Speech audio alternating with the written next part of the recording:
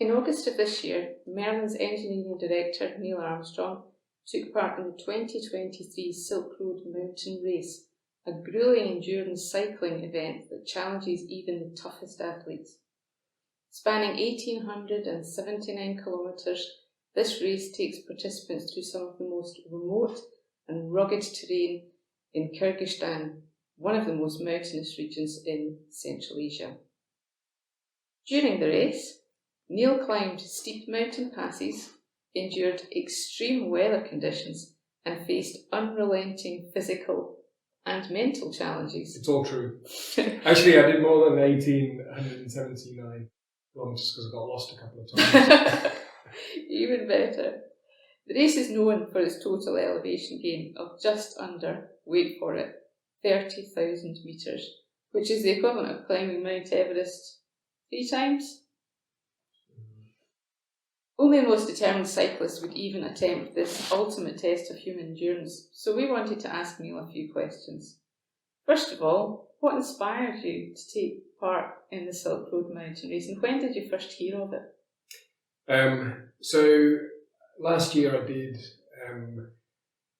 a week cycling in Morocco with 11 friends, and it was advertised as sort of the Atlas descent, so it was mostly focused on downhill. But I found that I really enjoyed the grind of the uphill. There was a lot more uphill than we expected, but I actually quite enjoyed the grind of the uphill. So I thought I was looking for something to do this year. I had an extra 4 weeks holiday from Merlin because of my 10-year anniversary, so I was looking for something interesting and adventurous to do in that time.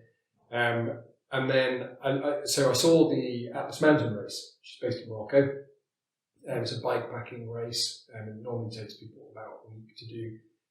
But then the organiser of that also organises the Silk Road Mountain Race. So I stumbled upon that, and I thought, well, if I'm going to do one, I might as well do the big one. And it's advertised as the hardest, and it's in Central Asia. I've never been to Central Asia, but I was kind of familiar with that area from reading books about the Great Game when 18th century explorers and adventurers from Britain and Russia were sort of competing for influence in the area. So it had that kind of romance as well. So I just kind of threw myself into it really signed up without really knowing what I was letting myself in for. So how did you prepare yourself, both physically and mentally, for such a race? Yeah, that's a good question. I quite quickly identified that I was way out of my depth and that I needed professional help. So I employed Neil Copeland from Turn Cycling, who's an absolute legend of a mountain biking coach, and he helped me prepare. And actually, he was already entering the race, so that was really useful. I was able to piggyback from a lot of his preparation because I just didn't have time to make any mistakes in training and waste time. I only had about 6-7 months to prepare, and I also went out with him a week early to acclimatise and ride some parts of the route. So really, recognising I needed professional help was important, and then preparing mentally. You know, I'd done some quite tough, arduous things when I was in the army, and then also afterwards I did some ultra distance running things. But I kind of realised when I look back that was quite a long time ago, and I'm an old man now. Older. Yeah. So as David Goggins would say, I needed to recertify. So I needed to do some things in training where I was kind of pushed, and then I could draw on that on the event and think, well, I've been through this before. I can do it. I'm not going to crumble. Yeah. A wet biscuit. So I did a few kind of long, pretty arduous sessions of overnight rides and things in training to make sure that I had done some recent tough activity. And what was overall the most memorable part of the race for you?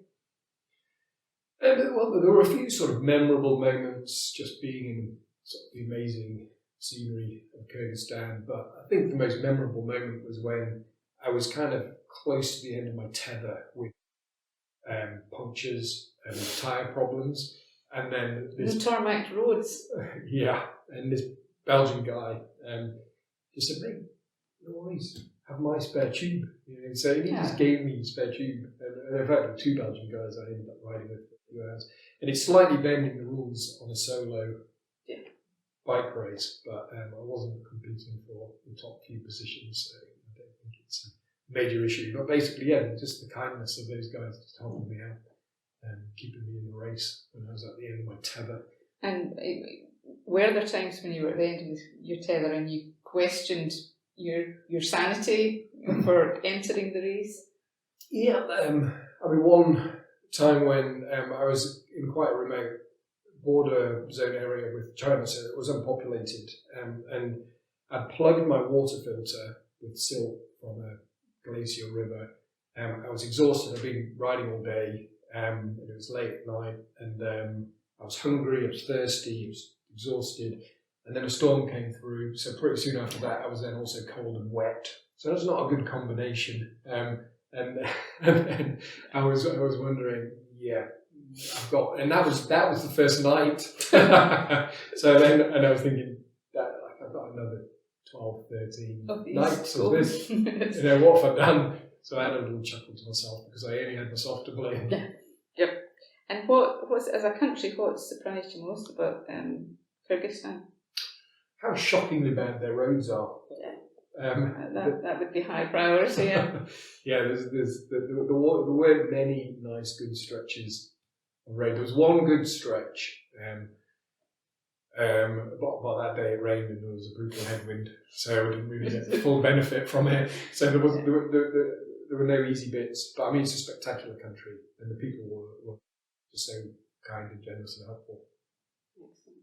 So, having completed that challenge, what would you say to anyone who is thinking of either that race or another serious endurance challenge? What advice would you give?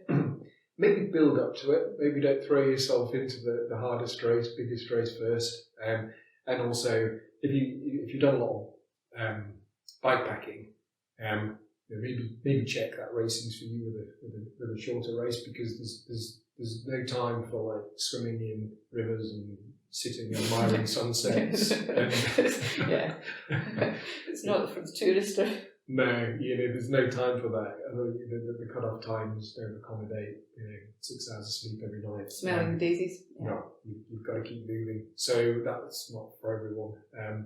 You can do the same route backpacking in your own time. So racing's not for everyone. So just check into that. But I enjoyed the race aspect. It got me up and going.